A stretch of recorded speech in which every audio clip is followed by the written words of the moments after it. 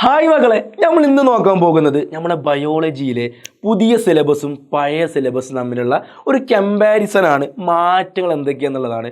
ഇത് ഒരുപാട് നമ്മുടെ മക്കൾ റിക്വസ്റ്റ് ചെയ്ത, ഒരുപാട് മക്കളെ ചോദിച്ചൊരു വീഡിയോ ആണ് നമ്മൾ ഇന്ന് ചെയ്യാൻ വേണ്ടി പോകുന്നത് കേട്ടോ. അഥവാ പഴയ സിലബസ് വി എസ് പുതിയ സിലബസ്, എന്തൊക്കെ മാറ്റങ്ങളാണ് പഴയ ബയോളജി ബുക്കിലും പുതിയ ബയോളജി ബുക്കിലുള്ളത് ഒന്ന് നോക്കിയാലോടാ. പാടാ നോക്കിക്കോ. ഒന്നാമത്തെ പ്രധാനപ്പെട്ട മാറ്റം, 8 പാഠം ഉണ്ടായിരുന്നു കഴിഞ്ഞ വർഷം. ആ 8 പാഠം എന്നുള്ളത് ഈ വർഷം ചുരുക്കിയിട്ട് എത്ര പാഠമാക്കിയിട്ട് മാറ്റിയിട്ടുണ്ട്? 6 പാഠം പഠിച്ചാൽ മതി. ഹാപ്പി അല്ലേടാ? സെറ്റല്ലേ? അടാ 8 പാഠം പഠിക്കണ്ട.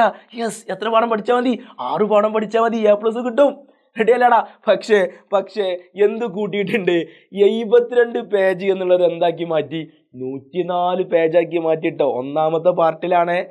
രണ്ടാമത്തെ പാട്ട് ബുക്ക് ഇതുവരെ വന്നിട്ടില്ല. ഒന്നാമത്തെ പാട്ട് ബുക്കിൽ കഴിഞ്ഞ വർഷം 72 പേജുള്ളേനി.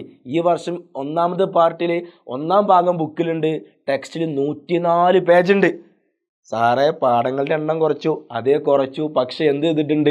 ഉള്ള പാഠങ്ങളുടെ അളവ് കൂട്ടി. ലുട്ടാപ്പി പാഠങ്ങളൊന്നുമല്ല, ലോക്കൽ പാഠങ്ങളല്ല, അടിപൊളി കിണ്ണം കാച്ചിയ പാഠങ്ങൾ, നല്ല കണ്ടന്റ്. ഒരു ടോപ്പിക്കാണ് തന്നാൽ ആ ടോപ്പിക്കിൽ എന്ത് ചെയ്തിട്ടുണ്ട്? കഴിഞ്ഞ വർഷത്തേക്കാൾ എന്തുണ്ട്? ഇക്കുറി കുറേ പഠിച്ചാനുണ്ട്. നല്ല അടിപൊളി ഭാഗങ്ങൾ എന്ത് ചെയ്യാണ്ട് പഠിക്കാനുണ്ട് അല്ലേ? പിന്നെ പ്രധാനപ്പെട്ട മാറ്റം എന്താ? കഴിഞ്ഞ വർഷമുള്ള പാഠങ്ങളുടെ ടോപ്പിക്കില്ലേ, ആ ടോപ്പിക്ക് എന്ത് ചെയ്ത്? ഓർഡർ മാറ്റി. അത് മാത്രമല്ല, നമ്മൾ നേരത്തെ പറഞ്ഞു എന്ത്?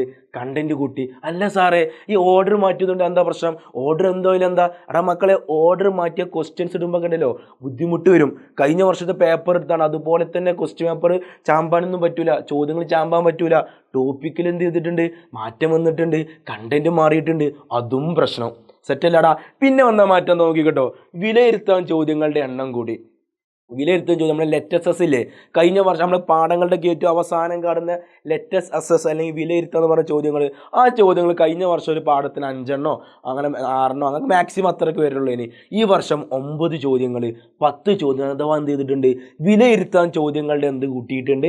എണ്ണം കൂട്ടിയിട്ടുണ്ട്. ഇതും നമ്മുടെ പഴയ സിലബസും പുതിയ സിലബസും തമ്മിലുള്ള പ്രധാനപ്പെട്ട ഒരു മാറ്റമാണ്. സെറ്റല്ലടാ? പിന്നെന്ത് മാറ്റം വന്നു നോക്കിയാലോ?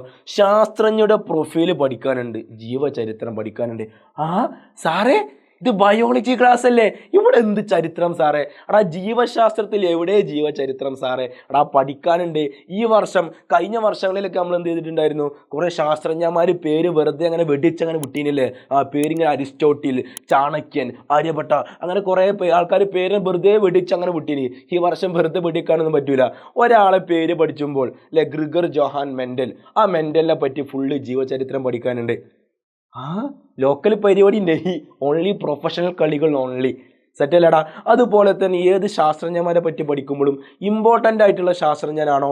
ചാൾസ് ഡാർവിനിസം കൊണ്ടുവന്നു പ്രകൃതി നിർദ്ധാരണ സിദ്ധാന്തം, അദ്ദേഹത്തിൻ്റെ ഒരു പ്രൊഫൈല്.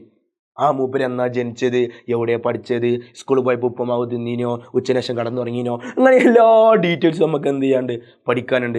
ഏത് വർഷമാണ് മരണപ്പെട്ടത്, അദ്ദേഹം കൊണ്ടുവന്ന സിദ്ധാന്തം ഏത് വർഷമാണ് പ്രസിദ്ധീകരിച്ചത്, ഇങ്ങനെ നമ്മൾ ഹിസ്റ്ററി പോലെ തോന്നിക്കുന്ന ചില ഭാഗങ്ങളും ഈ വർഷത്തെ എവിടെയുണ്ട്? ബയോളജിയിലുണ്ട്. അഥവാ നമ്മളൊരു സാധനം പഠിക്കുകയാണെങ്കിൽ അതിൻ്റെ ഏറ്റവും ഇൻഡെപ്തിൽ അത് കൊണ്ടുവന്ന ശാസ്ത്രജ്ഞനെ പറ്റിയും അദ്ദേഹത്തിൻ്റെ ജീവചരിത്രം വരെ എവിടെ പഠിക്കാനുണ്ട്? ഈ വർഷത്തെ ബയോളജിയിൽ പഠിക്കാനുണ്ട്. ലുട്ടാപ്പി പാഠങ്ങളല്ല കേട്ടോ, കിണ്ണം കാഴ്ച ഹൈടെക് പാഠം, ബയോളജി ആക്കി മാറ്റിയിട്ടുണ്ട്. സെറ്റല്ലേടാ? പിന്നെ ഒരു മാറ്റം വന്നത് എന്താ? ഒരുപാട് +1 +2 ഹയർ സെക്കൻഡറിയിലൊക്കെ മാത്രം ഉണ്ടായിരുന്ന കുറേ ടോപ്പിക്കുകൾ ഈ വർഷം എന്ത് ചെയ്തിട്ടുണ്ട്? 10ാം ക്ലാസ്സൊക്കെ ഇറങ്ങിയിട്ടുണ്ട്. എന്താ സാറേ? +1 +2 എന്ന് പറഞ്ഞാൽ അത്രയും ടോപ്പായിട്ടുള്ള കുറേ സാധനങ്ങൾ. +1 +2 സുവോളജി എടുക്കുക, സയൻസ് എടുക്കുക എന്ന് പറഞ്ഞാൽ തന്നെ ഏറ്റവും ടോപ്പ് മക്കളാണ് എടുക്കാറുള്ളത് അല്ലേ?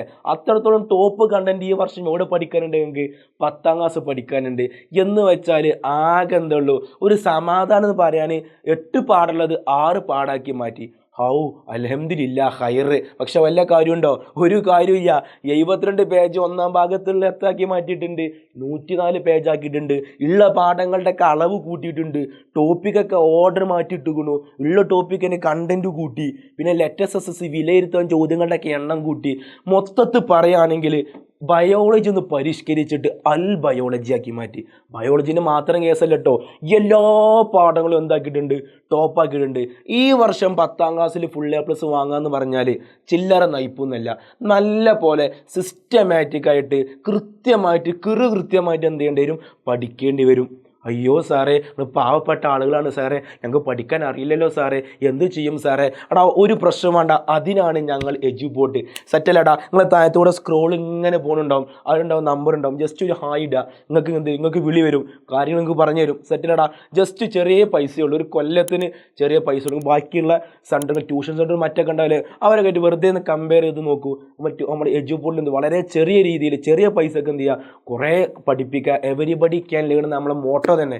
അപ്പോൾ എന്ത് ചെയ്യുക, നിങ്ങൾക്ക് പഠിക്കാൻ താല്പര്യം ഉണ്ടെങ്കിൽ, പഠിക്കണം, A+ വാങ്ങണം എന്ന് അതിയായ ആഗ്രഹം ഉണ്ടെങ്കിൽ, സെറ്റാക്കാൻ വേണ്ടിയിട്ട് എജുപോർട്ട് നിങ്ങളുടെ കൂടെയുണ്ട്. ജസ്റ്റ് ആ മെസ്സേജ് ഉണ്ടല്ലോ, ആ നമ്പർക്ക് എന്ത് ചെയ്തോളി, ഒരു മെസ്സേജ് ചോളി. നമ്മൾ എന്ത് ചെയ്യുന്നു, ക്ലാസ് എടുക്കുമ്പോഴും മറ്റും കാര്യമായിട്ട് വീണ്ടും കണ്ടുമുട്ടും. അതുവരേക്കും ബൈ.